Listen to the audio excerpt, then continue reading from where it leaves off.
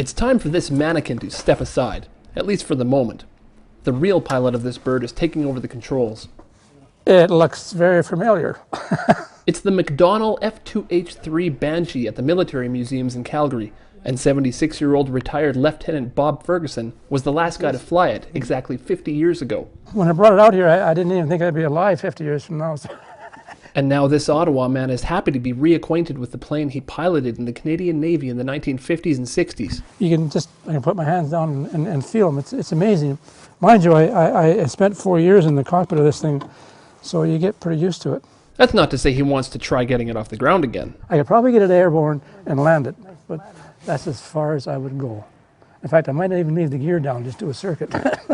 Bob never piloted this plane in battle and never fired a shot in anger, but regular training meant he did pull the trigger on a lot of ammo. 5-inch HE rockets, 500-pound bombs, 20-millimeter cannon, and we'd load them up. So we fired all 4 at once.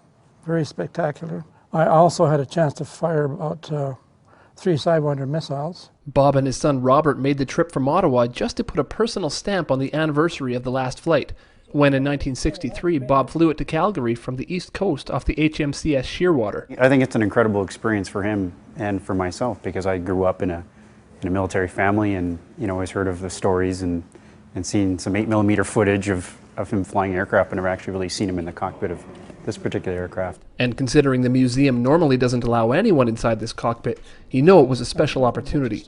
For Sun News, I'm Lyle Aspinall. Thank you.